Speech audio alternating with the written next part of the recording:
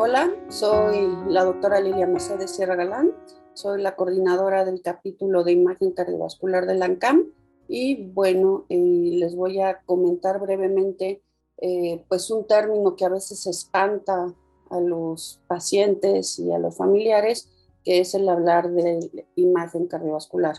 Imagen cardiovascular no es más que ciertas modalidades diagnósticas que nos ayudan a identificar las diferentes enfermedades que tiene el paciente. Esto es, hay varias formas. Hay una que no se considera como tal dentro de imagen cardiovascular avanzada, que tiene su grupo aparte, que es ecocardiografía, y dentro de ecocardiografía hay varias modalidades. Está lo que es medicina nuclear, que medicina nuclear en realidad es nada más el término, pero sí se usan trazadores con isótopos radioactivos, pero son a dosis muy bajas y que no generan problema y son cosas muy controladas, entonces no causan daño a los pacientes. Hay varios tipos, hay dos grandes grupos, uno que es aquel que se llama SPECT o medicina nuclear en general, y otro que es el PET.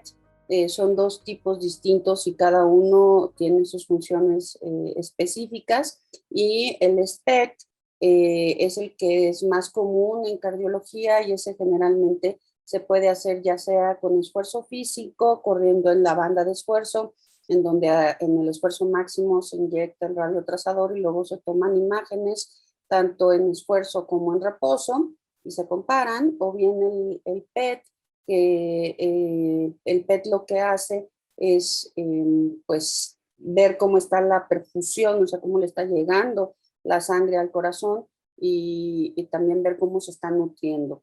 En ambas puede ser con estrés o inducido con fármacos. Los fármacos que se utilizan pues dependen de cada institución y de la experiencia local, pero a final de cuentas lo que hacen es favorecer que el corazón capte esos marcadores. En cuanto a la tomografía, pues hay dos grandes grupos en la tomografía de corazón. Una es sin contraste, que es nada más para ver el score de calcio, esto es el índice de calcificación coronaria o el calcio coronario. Ese es un estudio que es sincronizado el electrocardiograma, o sea, se ponen parches en el paciente para decirle a la máquina en qué momento debe de tomar las imágenes, pero no lleva contrastes, no hay que hacer preparación, no lleva ayuno, no hay que llevar una frecuencia cardíaca específica, nada. Se llega el paciente, se hace el estudio y nada más. Y la angiotomografía coronaria o angiotac coronaria. La angiotomografía coronaria es así, lleva una preparación específica, lleva ayuno por el material de contraste. El ayuno es de 4 horas, no es un ayuno mayor a eso. Necesita una frecuencia cardíaca que sea alrededor de 60 idealmente, aún en tomógrafos muy rápidos. Mientras más estable y más cercana a 60 esté la frecuencia, mucho mejor para la calidad del estudio. Pues a veces hay que usar ciertos medicamentos para mantener un poco más baja y estable la frecuencia cardíaca.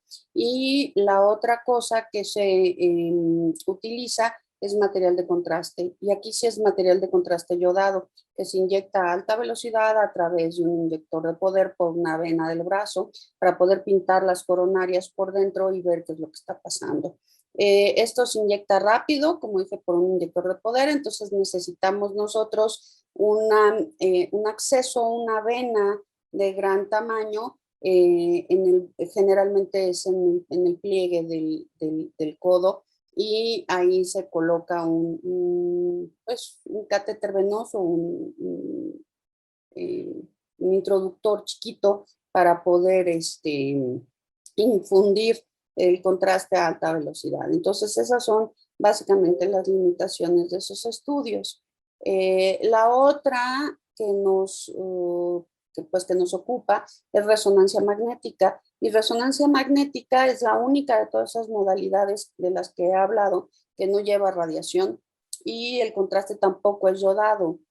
Tampoco se utilizan isótopos radiactivos. De hecho, hay un error generalizado en el nombre de la resonancia magnética, que ya no se debe de utilizar desde hace muchos años, que era resonancia magnética nuclear. No es nuclear, no tiene nada que ver y es un término que está en desuso, simplemente es resonancia magnética y eso es importante señalarlo porque es una técnica que no implica medicina nuclear y por lo tanto no implica radiación.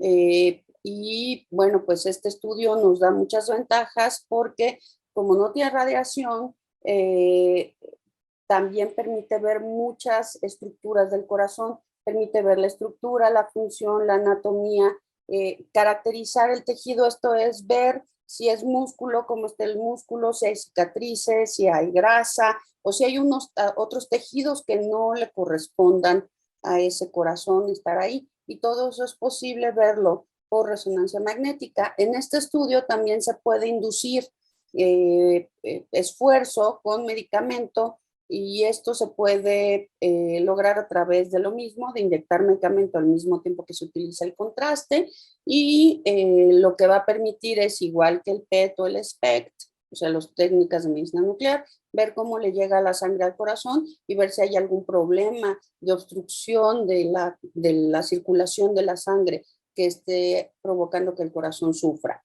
Pero además permite ver si hay cicatrices, que es un componente muy, muy importante en la cardiología, no solo por los infartos, sino por muchas otras enfermedades que tienen cicatrices y que eso deteriora en hacer que el corazón falle o que tenga arritmias que son graves o potencialmente letales. Entonces, esos son básicamente los métodos de imagen. La mayor limitante de la resonancia magnética pues es obviamente la disponibilidad de este estudio y la claustrofobia de algunos pacientes. Pero fuera de eso es un estudio bastante benigno. Usualmente no se permitía la entrada de pacientes con marcapasos o con desfibriladores implantables, o sea, con dispositivos, pero eso ya está cambiando y los marcapasos incluso ya son compatibles con resonancia. Hay que hacer ciertas procedimientos de ajuste, pero eso ya está bien establecido y no es una contraindicación, entonces hay que quitar todas esas ideas de la cabeza y todo el demás tipo de material que tenga un paciente implantado, válvulas en el corazón, pueden ser mecánicas o biológicas, TAVI, lo que sea, prótesis de cadera, de espalda, cualquier cosa de esas no son contraindicación. Las contraindicaciones son muy específicas, son clips vasculares en el cerebro, piezas metálicas en los ojos, no cristales intraoculares, sino piezas de rebabitas que se han quedado por algún accidente, cosas así, implantes cocleares en el oído, cosas de estas, pero fuera de eso, todo lo demás puede entrar al resonador sin mayor problema. Entonces, para cuando a uno el cardiólogo le pide algún estudio de imagen, pues se refiere a cualquiera de estas modalidades. Cada uno tiene su indicación, no son intercambiables, uno no reemplaza al otro y la información que nos va a dar cada uno va a ir complementando las piezas en el diagnóstico para que se pueda dar un pues mejor diagnóstico y tratamiento para cada situación. Muchas gracias.